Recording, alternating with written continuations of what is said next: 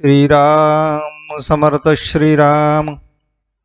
शुकासारिके पूर्ण वैराग्य जाचे, वशिष्ठा परी ज्ञान योगेश्वराचे।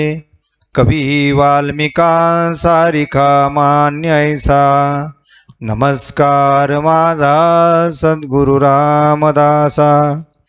मला वाटते अंतरित्वा वसावे, तुझ्या दास बोधासी त्वा बोध व्हावे। अपत्या परी पाववी प्रेम ग्रासा, महाराज या सद्गुरु रामदासा। जय जय रघुवीर समर्थ, सब संतन की जय। भारत माता की जय। श्रोता वक्ता श्रीराम समर्थ श्रीराम। उपस्थित सर्व आदरणीय साधक बंधू आणि भगिनींनो, समर्थांनी सांगितलेला बोध आपण बऱ्याच दिवसापासून श्रवण करत आहोत। आज समर्थांनी सांगितलेला दशक 2 आणि समास 6 यावर दिलेला समर्थांचा बोध आपण पाहणार आहोत। या समासामध्ये तमोगुणाची लक्षणं कोणती आहेत याचा विचार आपल्याला करायचा आहे। समर्थांच्या या दासबोधामध्ये अशी एकही गोष्ट नाही की जी गोष्ट व्यवहारामध्ये आवश्यक आहे आणि दासबोधात नाही, अशी एकही गोष्ट नाही। म्हणून समर्थांनी आपण आतापर्यंत जो रजोगुण पाहिला, आता तमोगुणाचा विचार समर्थक काय म्हणतात आहे त्यामध्ये ते पाहू। श्रीराम समर्थ श्रीराम। मागा बोलिला रजोगुण, क्रिये सहित लक्षण।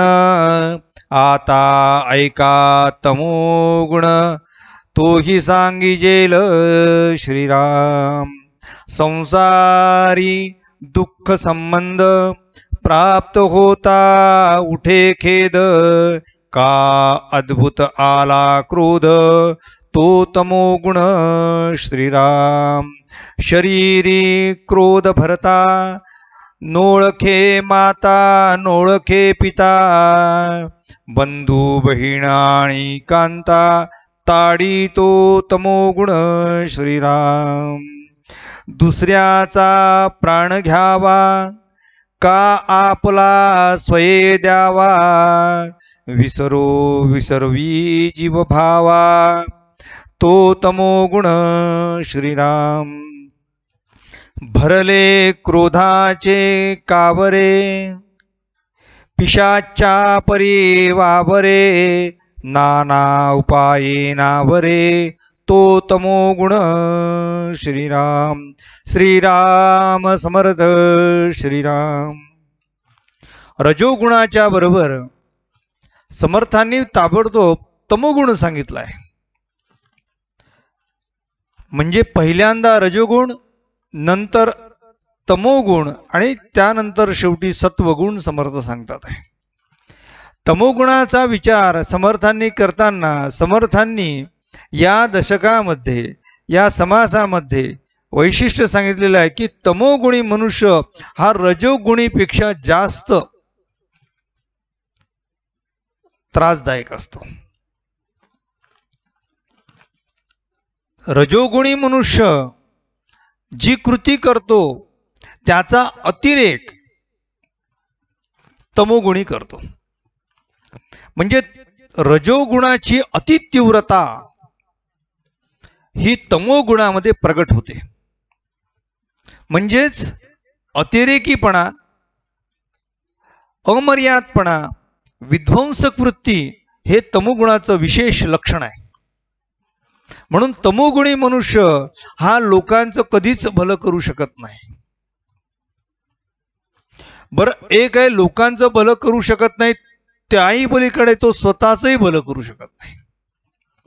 रजोगुणी मनुष्य परवडला, कारण रजोगुणी मनुष्य सुखाचा विचार करतो, मी सुखानंदामध्ये राहिलो पाहिजे आणि माझ्या जवळचे जे लोक आहेत, किमान तो ज्यांना जवळचं समजतो ते लोक तरी सुखी राहिले पाहिजे, समाधानी राहिले पाहिजे, आनंदी राहिले पाहिजे.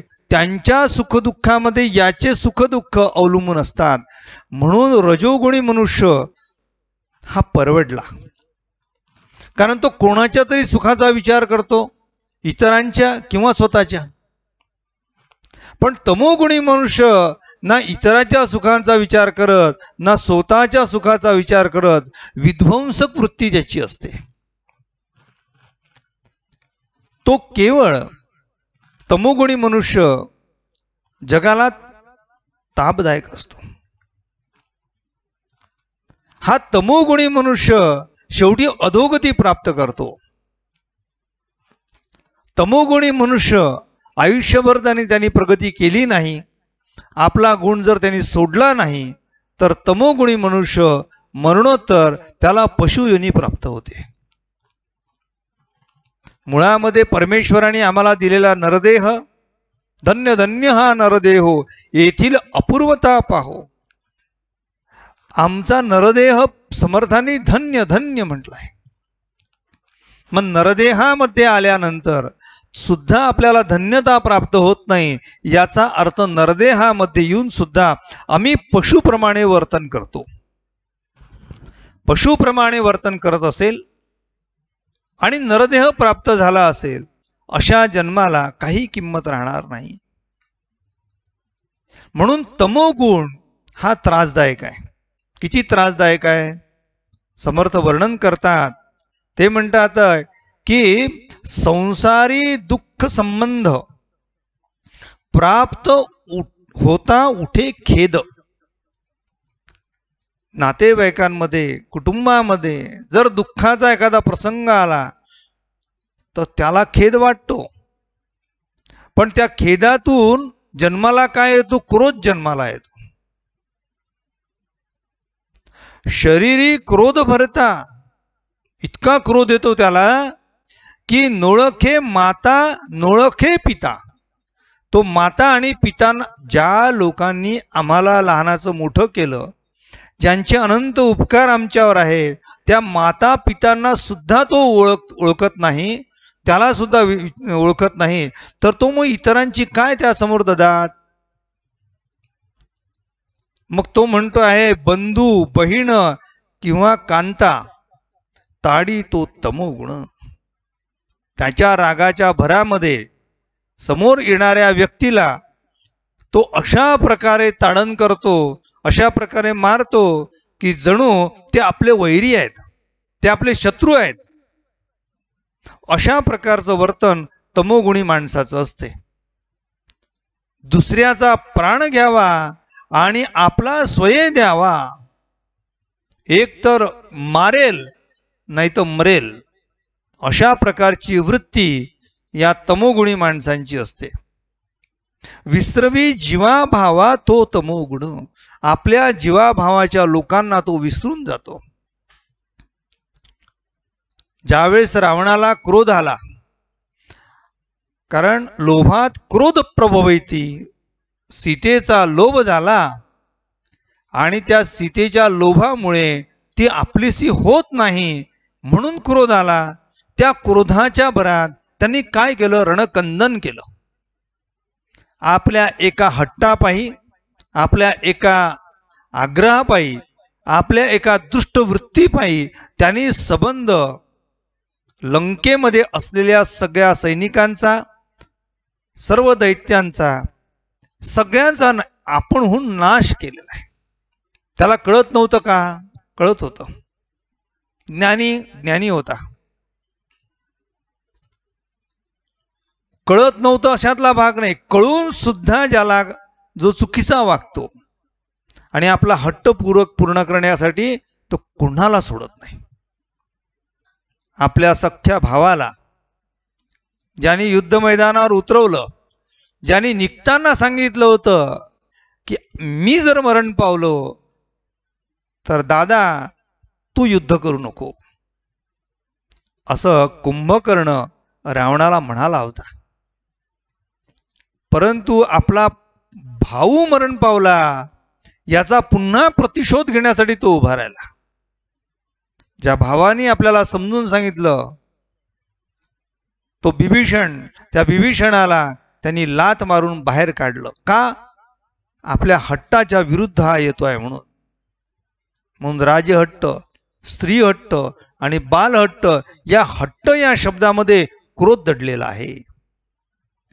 या हट्टाचा जर विपर्यास झाला, या हट्टाला जर अमर्याद झाला, हा हट्ट जर तो त्याच्या आवाक्या बाहेर गेला तर तो मनुष्य काय करेल सांगता येत नाही. म्हणून या लोकांनी, ज्या लोकांना आपल्याला क्रोध येतो असं वाटते, त्यांनी आपला क्रोध आपल्या ताब्यात ठेवला पाहिजे. तो ताब्यात ठेवण्यासाठी काय करावं? तर तो ताब्यात ठेवण्यासाठी ज्यावेळी क्रोध येतो त्यावेळेस बुद्धिनाश होतो. ज्यावेळेस क्रोध येतो त्यावेळेस मनुष्य कुठलाच विवेकाचा विचार करू शकत नाही. मग अशा वेळी त्यांनी क्रोध आला की आपल्याला शांत करावं. 10 पर्यंत आपण म्हणतात आकडे मोजावे आणि मग तुम्ही पुढचं पाऊल उचलावं. जेव्हा क्रोधाचा आवर कमी होऊन जातो, क्रोधाचा भर कमी होऊन जातो, तेव्हा तो पुन्हा मूळ पदावर येतो. म्हणून समर्थ म्हणतात की क्रोध येणे आणि एखाद्याचं नुकसान होणे एवढ्या एका कृतीवरून तो तमोगुणी ठरत नाही. क्रोध येणे, एखादा कर्म करणे आणि त्या कर्मातून एखाद्याचा नाश होणे एवढ्यावरून सुद्धा तो तमोगुणी ठरत नाही. तर तमोगुण त्यावर ठरत असतो की तमोगुणी मनुष्य राग आल्यानंतर कर्म तर करतो, पण त्या कर्मातून त्याचा हेतू, उद्देशही चांगला नसतो आणि त्याचा परिणामही चांगला होत नाही. तो तमोगुणी मनुष्य आहे. आम्ही मागेच पाहिलं, प्रभू रामचंद्रांनी, भगवान श्रीकृष्णाने आपल्या हातामध्ये शस्त्र धारण करून दुष्टांचा संहार केला. तो क्रोध नाही का? तुम्ही म्हणाल तर तो क्रोधच आहे. तर तमोगुण नाही का? तो तमोगुणच आहे. प्रथम दर्शनी तो तमोगुणच आहे. पण त्या तमोगुणामागे लपलेला तो तमोगुण ज्या आधारावर उभा आहे त्याचे आधारस्तंभ म्हणजे सत्वगुण आहेत. म्हणून सत्वगुण ज्याच्या आधारावर, सत्वगुणाच्या आधारावर जो उभा राहतो त्या माणसाचा क्रोध सुद्धा हा सत्वगुणी ठरतो. आणि म्हणून त्या क्रोधाला रामायणामध्ये अक्रोध असा शब्द वापरलेला आहे. तो क्रोध नाही, तो अक्रोध आहे. तसा अक्रोध म्हणजे क्रोध न करणे असा होईल, कारण अ या शब्दाचा अर्थ नाही असा होतो. अज्ञान म्हणजे नाही ज्ञान, असत्य म्हणजे नाही सत्य, मग अक्रोध म्हणजे नाही क्रोध. पण तो क्रोध आहे. पण तो क्रोध असा आहे की सगळ्यांच्या कल्याणासाठी, सगळ्यांच्या हितासाठी, जगाच्या कल्याणा, संतांच्या विभूती, देह कष्टविधी परोपकारे, इतरांवर परोपकार करण्यासाठी त्यांना आलेला तो आविर्भाव आहे. म्हणून समर्थांनी अशा आविर्भावाचा स्वीकार केलेला आहे. आविर्भाव वाईट नाही, कारण तो इतरांना घडवण्यासाठी आहे. शिक्षक रागवतात आणि विद्यार्थ्यांना एखाद्यावर ताडण करतात. तो राग आहे की क्रोध आहे की तो तमोगुण आहे की काय आहे तुम्ही सांगा? विद्यार्थ्याच्या हितासाठी केलेली कृती ही जरी आपल्याला तमोगुणी वाटत असली तरी ती सत्वगुणाच्या आधाराने उभी असते. म्हणून शिक्षकांना काही दिवस गेले, 2 तास निघून गेले की आपण कोणावर क्रोध केला होता हे सुद्धा आठवत नाही. जो तमोगुणी मनुष्य असतो तो खुन्नसी असतो. तमोगुणी मनुष्य आहे हा दुष्ट असतो. तमोगुणी मनुष्य आहे तो समोरच्याचा विध्वंस झाल्याशिवाय तो शांत बसत नाही. रात्रंदिवस तो त्याच्या विध्वंसाचाच विचार करतो, त्याला नष्ट करण्याचाच विचार करतो. असा मनुष्य तमोगुणी असतो. म्हणून तमोगुणी यांची संख्या कमी आहे. समाजामध्ये तमोगुणी लोकांची संख्या मुळात कमी आहे. पण त्या तमोगुणी लोकांना सगळे लोक घाबरून असतात, नको बाबा त्याच्या वाटीनं गेलेलं बरं. याचा अर्थ काय? याचा अर्थ हा की तो कोणाचं नुकसान कधी करेल सांगता येत नाही, म्हणून त्याच्यापासून 4 हात दूर राहतात, लोक नमस्कार करतात. पहिला नमस्कार त्याला, कारण संस्कृत सुभाषितात म्हटलेलं आहे, दुर्जनम प्रथमम वंदे सज्जनम तदनंतर ते. सज्जनाला नंतर नमस्कार आहे, पहिले दुर्जनाला नमस्कार आहे, कारण तो दुर्जन हा त्रासदायक आहे, सज्जन त्रासदायक नाही. म्हणून समर्थांनी असा जो तमोगुणी मनुष्य आहे, या तमोगुणी माणसाचं कधी भलं होणार नाही, उत्कर्षाचा विचार नाही, उलट तो अधोगतीला प्राप्त होणार आहे. आमच्या अंगामध्ये जर अशा प्रकारचा गुण आपली जागा सोडून आहे त्याच्यापेक्षा वेगळ्या प्रकारे तो प्रकट होत असेल, तर प्रत्येकाने आपला राग तो शांत करण्यासाठी भगवंताला प्रार्थना केली पाहिजे. परमेश्वरासमोर हात जोडले पाहिजे की ईश्वरा, माझ्यामध्ये असलेले हे त्रिगुण, या त्रिगुणाला तू शांत कर. त्रिगुणामध्ये सत्वगुणाच्या आधारावर तमोगुण आणि रजोगुण राहू दे. तो काढता येणार नाही, तो संपणार नाही, परंतु त्याला आपल्या ताब्यात ठेवता येईल. जो आपल्या ताब्यात रागाला ठेवतो तो मनुष्य कुठल्याही प्रसंगी विजयी होऊ शकतो. छत्रपती शिवाजी महाराजांचं उदाहरण घ्या ना. शिवाजी महाराजांवर अफजल खान जेव्हा चालून आला होता, तेव्हा अफजल खान नुसता चालून आला नव्हता, नुसतं सैनिक घेऊन आला नव्हता, नुसतं सैन्यभार नव्हता, तर तो येत असताना विध्वंस करत होता. तरी सुद्धा शिवाजी महाराज त्यावेळी शांत होते. युद्धाच्या प्रसंगासाठी बाकी लोकांना विचारलं होतं की आता काय करावं. त्या सगळ्यांचे धीर खचलेले होते. सगळे लोक शिवाजी महाराजांना सांगत होते, त्यांचे जवळचे मंत्रिमंडळ काय सांगत होतं, राजे सलाह करणे, युद्ध न करणे, युद्ध केल्याने प्राणनाश होईल. काही या कृत्याला पाहून चिडून बाहेर पडले होते. ते म्हणाले नाही नाही युद्ध करू. शिवाजी महाराजांनी तरतम विचार केला, चांगलं काय आणि वाईट काय याचा पूर्ण विचार केला. सत्सद विवेक बुद्धी शिवाजी महाराजांनी जागृत ठेवली आणि शिवाजी महाराजांनी शांत होऊन निर्णय घेतल्यामुळे भारतीय स्वातंत्र्याच्या युद्धाप्रमाणे शिवाजी महाराज या जगाच्या पाठीवर जगविख्यात झाले. याचं कारण काय? याचं कारण आहे शिवाजी महाराजांनी विवेकाचा विचार घेतला. अविवेक हातात घेतला असता, बाहेर पडले असते तर काहीही होऊ शकत होतं. पण शिवाजी महाराजांनी अत्यंत सावधगिरीने पावलं टाकली. सावधगिरीने मनुष्य तेव्हा वागू शकतो जेव्हा तो विवेकी असतो. क्रोधाच्या भरात सावधगिरी निघून जाते. रागामध्ये मनुष्य काहीही करू शकतो. रागामध्ये बुद्धी नाश होते. अज्ञानी मनुष्य आणि तमोगुणी मनुष्य म्हणजे अज्ञान आणि तमोगुण हे दोघं एकमेकाचे भाऊच आहे. राग त्याला जास्त येतो जो मनुष्य अज्ञानी आहे. ज्ञानी माणसाला राग लवकर येत नाही. ज्ञानी हा शांत असतो, समुद्राला भरती लवकर येत नाही. पण उथळ पाण्याला खळखळाट जास्त असतो. म्हणून आपण आपल्यावर ताबा मिळवला पाहिजे. तो ताबा माझ्या मनाने, माझ्या साधनेने, माझ्या उपासनेने, माझ्या रागावर मला ताबा मिळवता आला पाहिजे. असे अनेक उदाहरणं आपल्याला पाहता येतील. अजून एक त्यातला विचार महत्वाचा आहे, तोही सगळ्यांनी समजून घ्यावा. तमोगुणी माणसाचं अजून एक लक्षण आहे.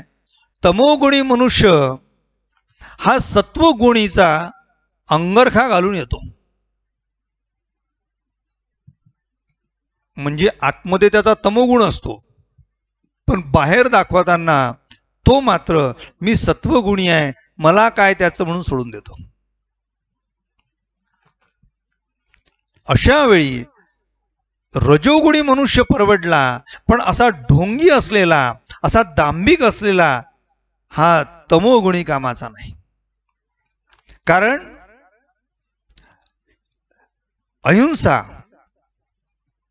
परमो धर्म हा असं वचन आहे. पण ती अहिंसा परमो धर्म कोणासाठी आहे? अहिंसा त्याच्यासाठी आहे की ज्याच्याजवळ बल आहे, शक्ती आहे, सामर्थ्य आहे, त्याच्यासाठी अहिंसा योग्य आहे.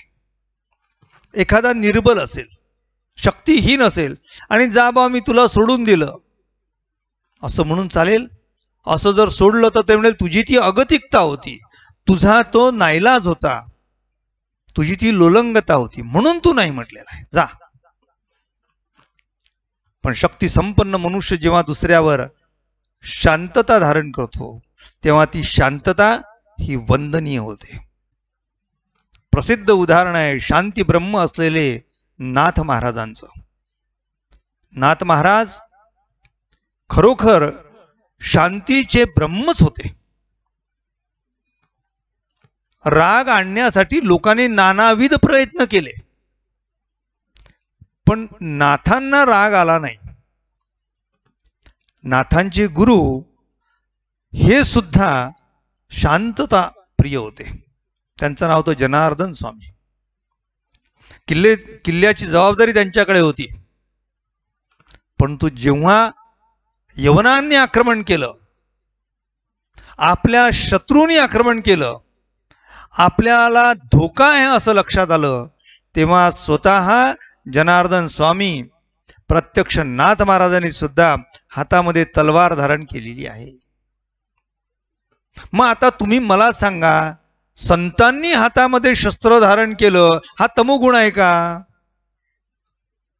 दिसता क्षणी आम्ही तमोगुण मान्य करू, परंतु त्यांचा अंतर्हेतू जर शुद्ध आहे, पवित्र आहे, तर त्यामुळे त्यांनी हातात घेतलेले शस्त्र हे सुद्धा जगकल्याणासाठी आहे. सामान्य माणसाने हातात घेतलेलं शस्त्र आणि सैनिकांनी हातात घेतलेलं शस्त्र यात फरक नाही का? सैनिक हातात कशासाठी शस्त्र धारण करतो? देश रक्षणासाठी धारण करतो. गुण सत्वगुणाच्या आधाराने चालवला पाहिजे. कुटुंबातील उदाहरण सांगतो. पती पत्नीवर रागावतो, काय परिणाम होतो? जैसे थे, काही परिणाम नाही. जेव्हा परिणाम होत नाही, म्हणून लक्षात ठेवा, परिणाम होत नाही तर कृती चुकली आहे. समर्थांनी म्हटलंय, सकल अवगुणामध्ये अवगुण, आपले अवगुण वाटती गुण. अचूक यत्न करेना, म्हणून केले ते सजेना. आम्ही जी कृती करतो त्या कृतीमध्ये जर परिणाम जर योग्य होत नसेल तर कृती चुकली आहे. हेतू किती बरोबर असला, उद्देश किती चांगला असला, परंतु त्यातून जर परिणाम चांगला निघाला नाही तो लोक दोष देतात. म्हणून हेतूही चांगला पाहिजे आणि त्याचा परिणामही चांगला पाहिजे. पतीने पत्नीला रागवलं की बाई असं करत नको जाऊ, तरी ती पत्नी ऐकत नाही, पुन्हा तशीच वागते. याचा काय अर्थ? तुमचा तो क्रोध आहे, तो तुमचा तमोगुण आहे. पतीने रागवल्यानंतर, पतीने सांगितल्यानंतर पत्नीने तसं आचरण केलंच पाहिजे, तसं बदल झालाच पाहिजे, तर सांगण्यात अर्थ. समर्थांनी एका ठिकाणी सांगितलेलं आहे, न मानी त्यास शिकवू नये. जो विद्यार्थी ऐकत नाही त्याला काय शिकवणार? चांगल्या गोष्टी सांगितल्यानंतरही तो ऐकत नाही, काय करणार? त्याच्यावर हात टेकतात माणसाचे. पालथ्या घागरीवर ज्याप्रमाणे पाणी पडते आणि घागरीमध्ये एक थेंबही पाणी जात नाही, त्याप्रमाणे माणसाचं जीवन आहे.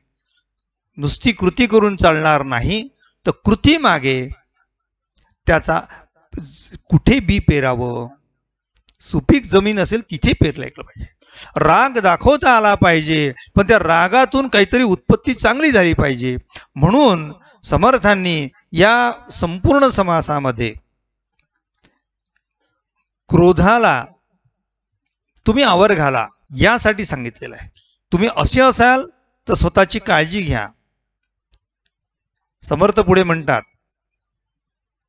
श्रीराम समर्थ श्रीराम आला आपुला आपण शस्त्रघात पात पराव्याचा करी घात ऐसा समय वर्तत तो तमोगुण श्रीराम. आपला स्वतःचा तो घात करतो आणि जो पराव्याचा सुद्धा घात करतो तो तमोगुण आहे.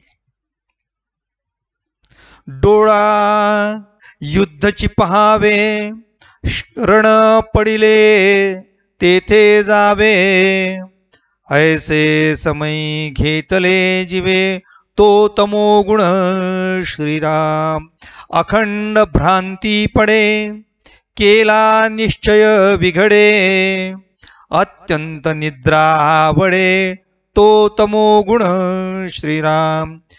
क्षुधा जयाची वाढ, वाढ म्हणजे मोठी, क्षुधा जयाची वाढ नेणे कडू अथवा गोड अत्यंत जो का मूढ तो तमोगुण श्रीराम. प्रीती पात्र गेले मरणे म्हणजे प्रिय माणसं मरण पावले म्हणून या जीवची देणे स्वये आत्महत्या करणे तो तमोगुण श्रीराम. किती स्पष्ट आहे. काय निरूपणाची गरज समर्थांच्या दासबोध सांगताना. वाचलं की कळते. समर्थ सांगतात आहे आणि आपण ऐकतो आहे. समर्थ काय म्हणतात आहे ते म्हणतात आहे, अखंड भ्रांती पडे केला निश्चय बिघडे. निश्चय थोड्या थोड्याने बिघडणे, निश्चय सोडून देणे, केला निश्चय बिघडे. आम्ही म्हणतो साधकांनी निश्चय केला तर तो शेवटाच नेला पाहिजे. तो विद्यार्थी जगप्रसिद्ध होईल, मोठा होईल की त्यांनी हातात घेत असताना वसा जेव्हा हातात घेतला जातो तेव्हाच त्यांनी त्याचा निश्चय केला असो की हे प्राप्त केल्याशिवाय मी थांबणार नाही. जरा काही गडबड झाली की लोक धरसोड करतात आणि जो धडसोड करतो त्याला जीवनात काहीच प्राप्त होत नाही. केला निश्चय बिघडे अत्यंत निद्रा आवडे. प्रिय गोष्ट आहे. म्हणजे श्रोत्यांचं विशेष क्वालिफिकेशन. कीर्तन प्रवचनामध्ये बसले की कधी येणार नाही तेव्हा जांभळी तेव्हा येते. रात्री 12 वाजेपर्यंत जर गप्पा मारायला लावल्या तर कधी कंटाळा येणार नाही. पण प्रवचनात अर्धा घंटा 5-5 वेळ घड्याळात पाहिले जाते. बुवाचं अजून संपत नाही का? सगळ्यांचं म्हणत नाही बरं. आपण परीक्षा केली पाहिजे, निरीक्षण करायचं. निरीक्षणामध्ये सुद्धा पहा, जो कीर्तनामध्ये प्रवचनामध्ये झोपतो तो इमानदारीतही असतो की इमानदारीने झोपतो बाबा. बरं जो झोपतो त्याला जो पाहतो तो दुसऱ्याला टुचकणी लावून सांगतो की पहा तू कसा झोपला. अरे बाबा तो झोपला त्याला झोपू द्या, तू तर ऐक.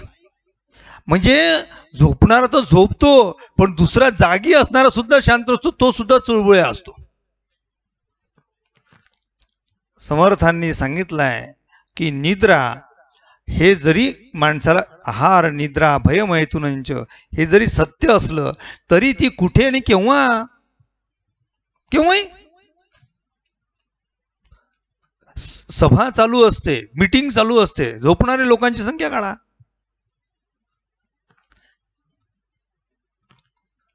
तुम्हाला खरंच सांगतो, पारायण करत असणारे लोक इतक्या वेळ बसतात, 3-3, 4-4 तास.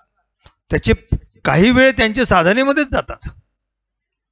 पुढची ओवी वाचलंच जात नाही ना. ब्रह्मानंदी लागली टाळी तेथे देहाते कोण सांभाळी. माळ जपताना